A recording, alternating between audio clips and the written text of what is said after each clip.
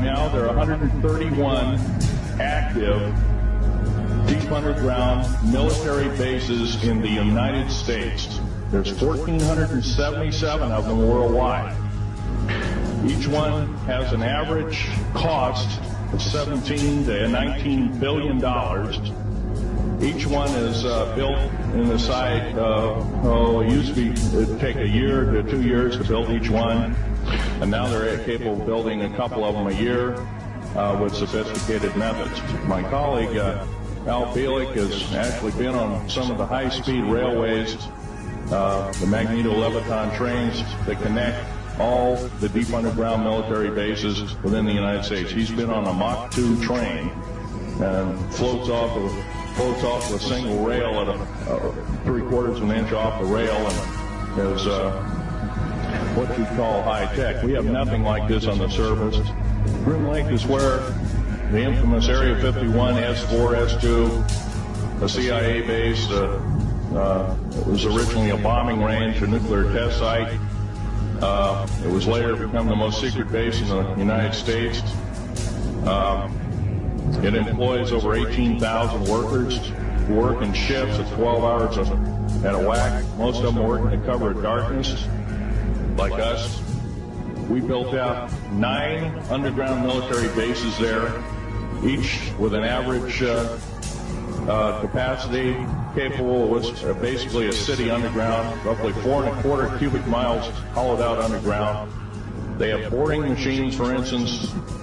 They don't bore, they literally vitrify and melt the rock, deflagrate the rock. It's a very sophisticated laser melting and deflagrating system. It reduces the rock to a powder and then melts the remaining rock as a coating on the inside of the base, so you don't have to use gunite cements and other kinds of things like that. That's all old hat now. Technology is just basically, the new technology we get is the old hat of the military. Anyway, after we drilled all 4 holes, it's about 2 days to drill all 4 of them. And when you build an underground base, you drill 4 basic holes, and then you build, called stopes or cross-member holes across, and you use blasting equipment, special blasting equipment by the analyzation of the rock formation, and you literally blast out or tunnel out or deflagrate or melt rock out to build the large rooms that are required for this underground base. I was involved in building another base inside of Dulce, New Mexico, which is Los Alamos Laboratory. It's a biological laboratory. On the southwest part of the Archuleta Mesa, we built an underground facility, a better part of 3 cubic miles hollowed out underground. Then to the southwest of that, we were in the process of the early stages of building. We drilled 4 large tunnel-like holes. Some of them ran 2.5 miles under the surface. At that time, number of the original wells or drilling machines that were used were at the rate of 2 miles a day. Area 51 is only one base, one of the 131 bases.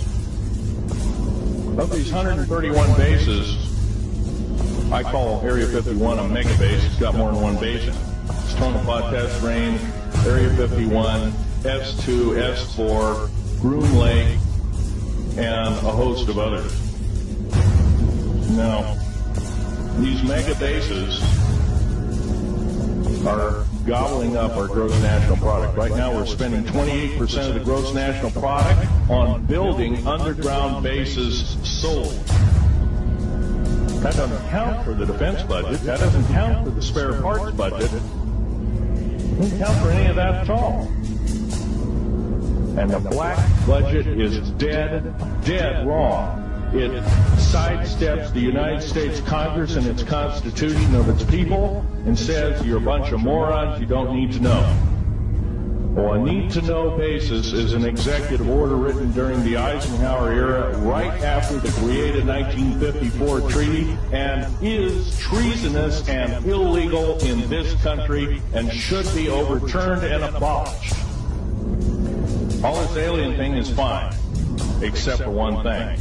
Alien takeover is a serious threat. kept totally out of the public view, off the surface. I'm sure the underground bases, without question, are being used as a place to house alien takeover. Alien takeover means the implementation of a one-world government.